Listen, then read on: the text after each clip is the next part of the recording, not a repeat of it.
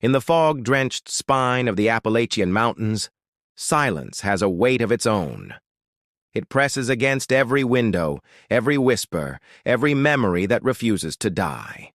There, in 1891, far from law, light, and reason, a family of men lived by rules only they understood.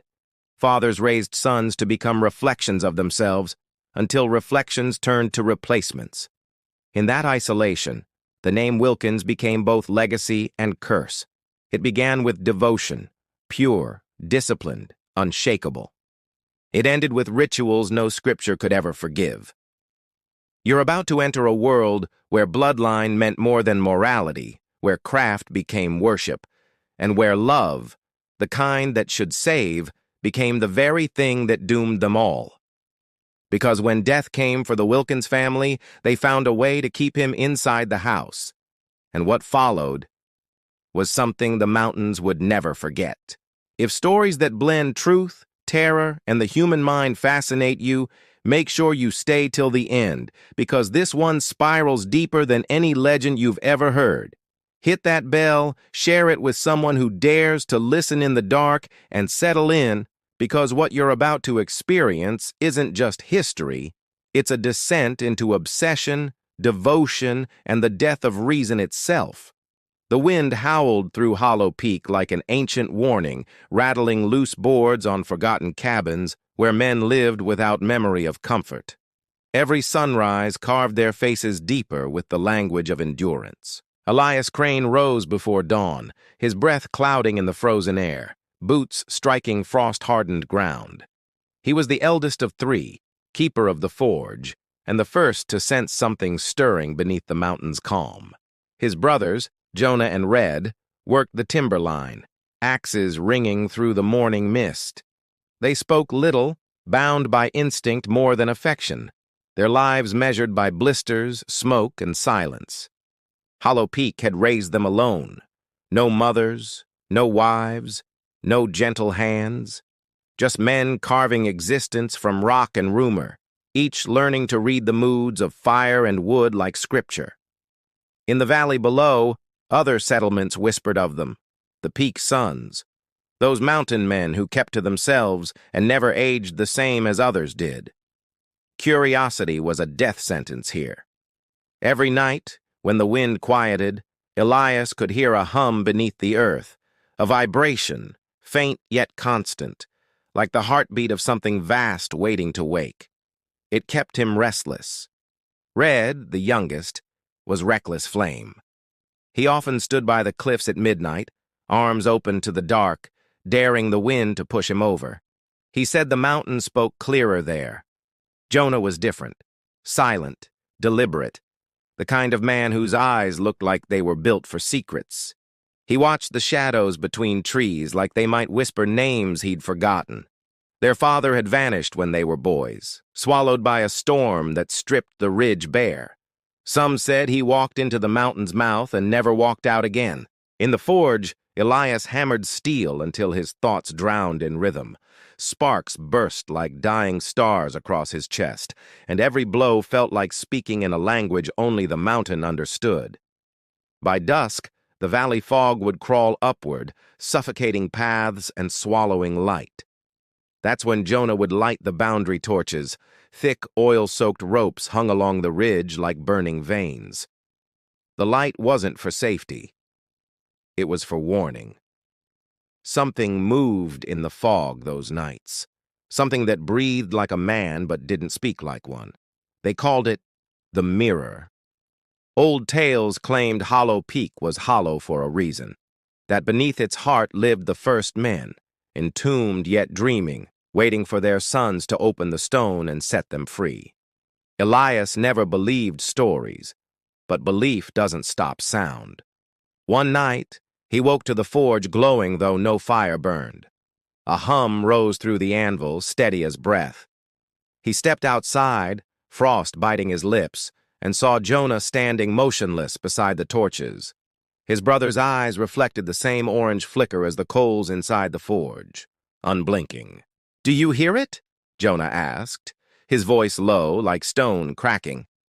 Elias wanted to answer, but something in the air pressed against his lungs, making silence his only defense. When morning came, Jonah had no memory of leaving his bed. Yet his boots were wet, and ash coated his hands like he'd handled something sacred, or forbidden. Neither spoke of it. Weeks passed, and the hum grew louder. The mountain's belly trembled like thunder trapped underground. Red began drawing strange symbols in soot across the forge walls, circles within circles. "Maybe he's talking back," Red said one night, voice trembling with awe. "Maybe the old man's still down there and he's calling his sons home." Elias almost laughed, but the ground pulsed again. By winter's first snow, all three felt the pull. Work slowed, food rotted untouched, and the forge burned day and night. Every hammer strike echoed back from inside the earth, like an answer. Then came the knocking, 3 times each night, from beneath the floorboards, steady and patient. Jonah started sleeping by the door with his rifle, though they all knew rifles meant nothing now. Red claimed he saw their father in the smoke, face half burned, eyes molten. "He's not gone," Red whispered. "He's waiting. Said we'd finish what he began." Elias couldn't tell if it was madness or inheritance. When the knocking turned to whispers, they stopped pretending not to hear.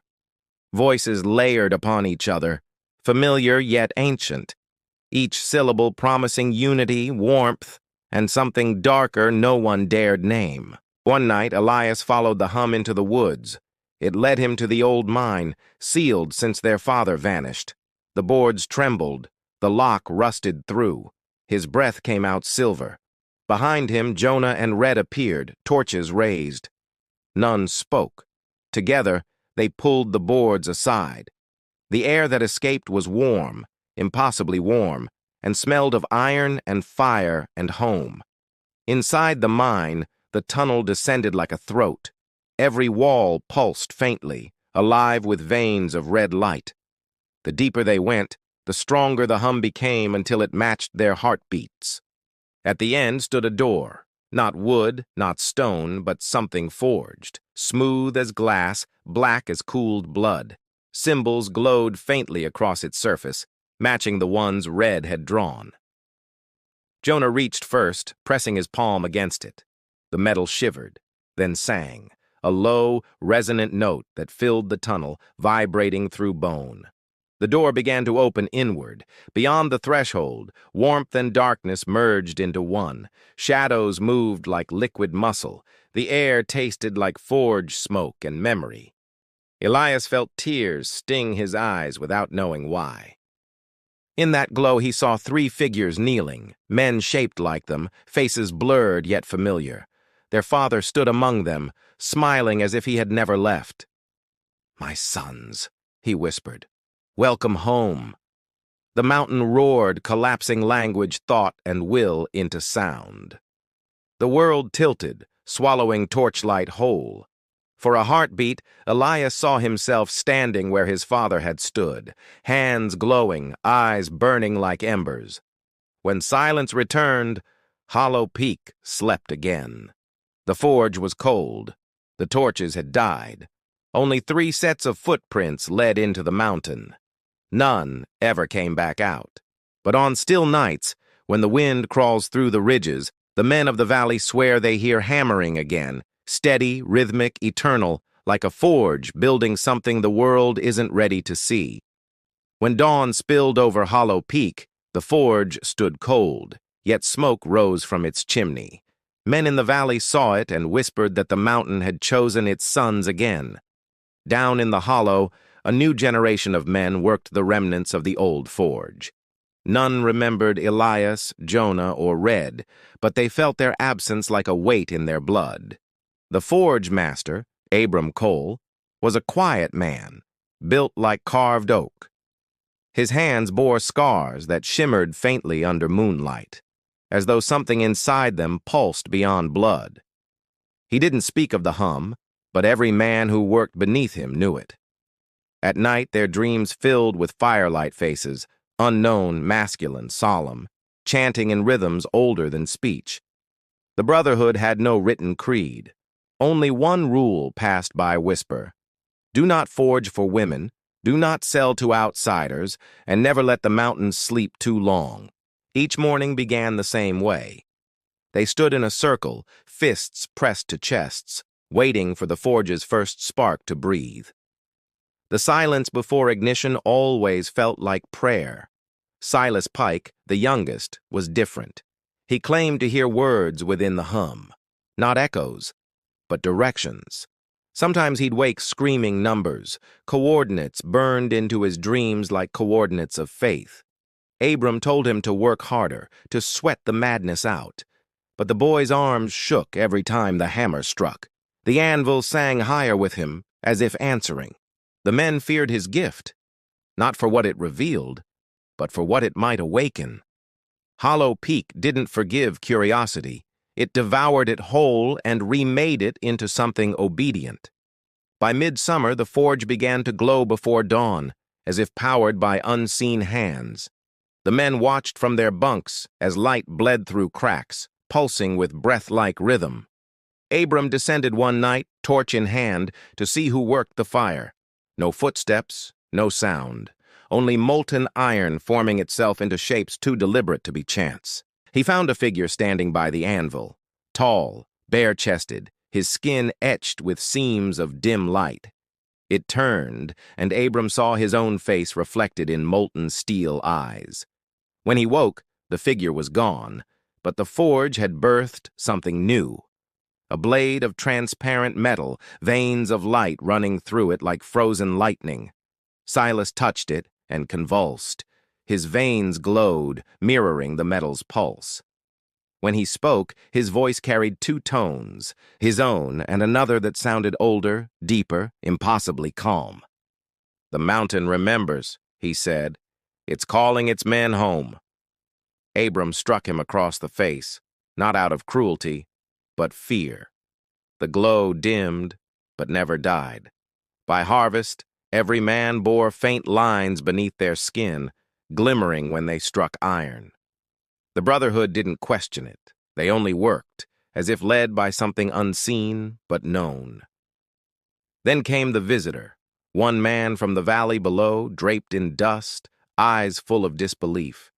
He came to trade lumber, unaware of the rule carved into every heartbeat here. He never left. They said the mountain took him, but the truth was quieter. Abram buried him beneath the forge. The next morning, the hum deepened, satisfied. Silas grew bolder. He began speaking in the voice again, his body trembling, sweat glowing faintly. "There's a door beneath the iron," he murmured. "Our fathers wait behind it." Abram forbade him from touching the forge, but the mountain doesn't respect warnings. One night, the men found Silas kneeling before the furnace, whispering names that none of them recognized. The flame changed color, blue, then white, then clear. Within it, faces appeared, shifting, male, familiar. Abram's hammer slipped from his hand. He saw himself among them, watching from the other side. The men fled, but the forge called them back. The hum grew to a roar, shaking dust from the beams. The air tasted of copper and something that remembered flesh. When dawn came, the forge was silent. Silas stood alone, his skin crystallized with light veins threading across his chest. His eyes reflected the flame that no longer burned. He spoke softly. "They've chosen me, the first glass vein." His words rippled the air, bending heat into shape. The floor cracked, revealing molten stone pulsing like a giant's heart. Abram fell to his knees, overwhelmed by the pull. Every scar on his body flared, glowing the same way as Silas's veins. He realized the truth. The Brotherhood wasn't learning, it was remembering. From beneath the forge rose voices, hundreds, then thousands, men chanting in rhythm, their tones echoing through time. "Forge us again, complete the line, let the mountain breathe." Silas extended his hand. Abram took it. Their veins fused in blinding light, glass and blood merging into something that shimmered between man and machine, creation and creator. When the light faded, the forge stood cold once more. No men remained. Only statues of glass-veined figures frozen mid-swing, eyes fixed toward the mountain's heart. Below, the hum continued. Louder now, confident. The mountain was no longer sleeping. It was working. And every hammer strike that echoed through Hollow Peak came from within. The Brotherhood of Glass Veins had become part of the mountain's memory, a lineage of men reforged by their own devotion, living forever in molten silence, shaping a new beginning for whatever came next. The valley had grown quieter since the Brotherhood vanished, but silence never lasted long around Hollow Peak. Every gust of wind seemed to carry the rhythm of hammering beneath the earth. Down by the river, a group of wandering craftsmen built their camp. 7 men bound by hunger and superstition. They were exiles, miners, smiths, and thieves who followed the hum like lost pilgrims. Their leader, Callan Voss, was a man whose voice could break stone. He claimed the sound beneath the mountain called only to men who had known failure and refused to stop breathing. Each night, they gathered by the water, staring at the reflection of Hollow Peak. It trembled faintly, like a living lung. None of them spoke about fear, but every heart understood it. Callan dreamed of fire. In his sleep, he saw men made of glass and steel, faces expressionless, working endlessly in a world without sky. He woke gasping, soot on his hands. When dawn came, the river had thickened, not frozen, but metallic. Thin streaks of iron floated atop the current like veins, glimmering red under the weak sunlight. Callan knew this was invitation. They climbed the mountain in silence. Boots sank into ash, not soil. Every step echoed deeper than sound. Behind them, birds refused to follow. Even the sky avoided Hollow Peak. Midway up, they found remnants of the forge, blackened stone, tools half-melted, outlines of men seared into the walls. The smell of old fire still lingered, heavy as regret. One of the younger men, Darren Holt, brushed ash from a hammer and swore it pulsed beneath his palm. He dropped it instantly. "Feels alive," he muttered. No one laughed. No. Callan gathered them inside the forge ruin. "We finish what they began," he said. "We build, or we burn trying." His voice didn't echo. It absorbed, as though the air itself obeyed. That night, they relit the furnace. The flame came easily, too easily, bursting from coal that hadn't seen air in decades. Shadows lengthened across their faces, shaping unfamiliar features in their glow. The iron within began to move on its own, slithering like liquid muscle. Each man stared, transfixed. They didn't see metal. They saw themselves reflected in molten shimmer, every flaw perfectly preserved. By the second night, their bodies ached from work they couldn't explain. Their hands bled, but wounds closed instantly, leaving faint silver lines beneath the skin. The hum was inside them now. Darren found a doorway hidden behind a wall of slag. When he struck it with his pick, sparks turned blue. Beneath the dust lay symbols carved in spirals, no language, only rhythm. They followed the carvings into the mountain, carrying torches that flickered white instead of yellow. The air thickened with iron scent, metallic and warm, like breath exhaled by something sleeping. At the end of the tunnel stood a chamber large as a cathedral, filled with rows of metallic figures. Men frozen mid-strike, veins of light threading through their transparent skin. The fathers of iron sleep. That's what Callan named them. He felt it fit the way their eyes almost moved, their hands hovering forever between creation and stillness, like gods interrupted mid-thought. Darren reached toward one. The statue's head turned a fraction. A metallic whisper escaped its lips, words grinding like stone. "Forge. Complete." The boy stumbled back, torch quivering in his grip. They fled, but Callan stayed. Something in those words held him. He pressed his hand to the statue's chest, and for a moment he felt heartbeat. Slow, heavy, echoing through his arm. The other men returned to find him kneeling, unmoving. His eyes glowed faintly, veins glimmering beneath the skin. "It's not death," he said softly. "It's waiting. They want us to finish." So they built again. For days that bled into nights, they hammered, melted, shaped. The air filled with rhythm older than their bones. Each strike grew heavier, closer to something waking below. Their faces began to harden, pores sealing like cooled metal. Their voices deepened until words turned into sound, pure and resonant. They no longer spoke. They vibrated meaning through the air. Darren was the last to resist. He begged Callan to stop, to leave the mountain before it consumed them all. But Callan smiled, the fire dancing in his iron-lit eyes. "We aren't men anymore," he said. "We're continuation. We are the furnace made flesh." Then he lifted his hammer, and with one final strike, shattered what remained of his humanity. The forge exploded in light. The mountain trembled. Deep below, the fathers of iron sleep awoke, their glass veins pulsing anew. The hum transformed into a chorus of unified breath. When the light faded, the camp below the peak was empty. Only the anvil remained, still hot, glowing faintly with the imprint of a hand that refused to cool. Travelers who pass Hollow Peak now say the mountain hums like a heart. Some claim they've seen figures moving within fog, men of metal, faces aglow, building something none dare name. No one climbs there anymore, not for treasure, not for truth. Because every echo of a hammer in those ridges isn't memory, it's promise, and the fathers of iron sleep never stopped working. Centuries after Hollow Peak sealed its iron heart, the valleys below had forgotten their ancestors' names. Yet every night, the ground still pulsed faintly, carrying a rhythm that men mistook for thunder. In a nameless mining town built on blackened soil, men gathered in taverns with calloused hands and hollow eyes.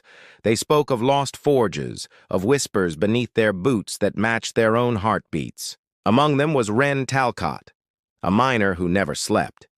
His veins faintly shimmered under lamplight, though he'd never seen true fire. The hum followed him, even when silence begged to remain. He worked deep beneath the town, where tunnels stretched like veins into Hollow Peak's roots. Down there, men swore they heard breathing, slow, measured, heavy, as if the mountain still dreamed. One evening, while others rested, Ren found a chamber hidden by collapsed rock. Inside lay hammers fused to stone, still warm, their handles vibrating as if eager for a familiar grip. He touched one, and the cavern answered. Dust rose like breath, and molten lines flared along the walls. The hum sharpened, turning into rhythm. 3 beats, pause, 3 beats like language awakening. Ren stumbled backward, terrified yet drawn in. Every pulse matched his heartbeat until he couldn't tell which belonged to him and which belonged to something older, larger, endless beneath the earth. When he returned to the surface, the miners saw the change. His pupils glowed faintly, and his skin reflected lamplight as if thin metal ran just beneath his flesh. They whispered, "Forgeborn." Days blurred. Tools sharpened themselves, walls mended overnight, and the smell of iron filled the air even when no furnace burned.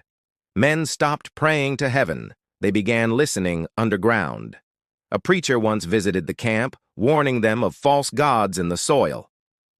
He left the same night, pale as chalk. He'd heard the hum and realized it was listening back. Ren couldn't sleep anymore. When he closed his eyes, he saw men of molten glass shaping stars with their bare hands. Their faces were familiar, their silence absolute, their work eternal. He began carving symbols on his bunk with a miner's knife, spirals that caught moonlight, glowing faintly before fading. Every morning the carvings were deeper, though his hands bore no memory. The foreman, a man named Brig Kale, confronted him. "You're not the first," he said, voice shaking. My father heard the same hum. He followed it. Never came back. Wren only nodded. That night, Brigg followed Wren into the tunnels. Together they descended deeper than any map reached, following echoes that spoke like breath. Their lamps dimmed, but the walls themselves began to glow. They entered a hollow chamber lined with statues, men carved from molten iron, faces tilted upward, mouths open as if mid-prayer. At the center stood a black anvil pulsing like a heart. Wren approached. The hum surged, vibrating through his chest. The air shimmered. A voice spoke, not words but resonance, filling the chamber until Brigg fell to his knees, blood running from his ears. "Why call us?" Wren whispered. The hum answered by shifting his question into feeling. "Because you remember." Images flooded his mind, furnaces, hammers, faces of men who refused death's command. Brigg crawled backward, eyes wide. "They're not gone," he gasped. "They're waiting." The ground trembled. The statues' chests expanded with a long, unified breath. For the first time in centuries, they exhaled. The air turned molten. The chamber filled with red light as each statue began to move. Their eyes opened, glass and fire combined, and their voices merged into one continuous metallic chant. Wren understood it instantly. It wasn't worship. It was work. A continuation of something sacred and unfinished. The Forgeborn Covenant had begun again, through him, through every man who could hear. Brigg tried to flee, but the tunnel sealed behind him, molten iron fusing into perfect glass. His screams turned into echoes, blending with the hum until they became rhythm, not pain. Wren stepped forward, lifted the hammer from the anvil. It felt alive, pulsing against his palm. The statues bowed, and the mountain itself seemed to sigh in satisfaction. The covenant was renewed. Above ground, men woke to shaking earth. Smoke rose from fissures in the soil, carrying sparks that refused to die. The night sky turned orange, as if dawn had arrived hours too soon. Every anvil in town began to ring on its own. Tools bent toward the ground, vibrating violently, eager to return home. The men watched, terrified, realizing their blood had begun to hum too. Wren led them into the tunnels. "You feel it," he said, eyes blazing. "The work calls all of us. No one leaves once chosen." One by one they followed, unable to resist. The deeper they descended, the brighter the glow. The Forgeborn waited, giants of flame and metal shaping a new world from the inside out. Each man who entered joined the rhythm seamlessly. Brigg's body, now still, stood beside the entrance, eyes glassed over, mouth parted, whispering faintly in sync with the mountain. Even in death he worked. The covenant spared no one willing. By morning, the town above was empty. Only chimneys smoked, hammers clattered faintly, and the earth beneath sang louder than thunder. The men had become part of the foundation itself. The Forgeborn Covenant was complete. Hollow Peak breathed again, alive with molten devotion. And beneath its fire heart, countless hands worked in perfect unison, shaping a future where no man ever rested.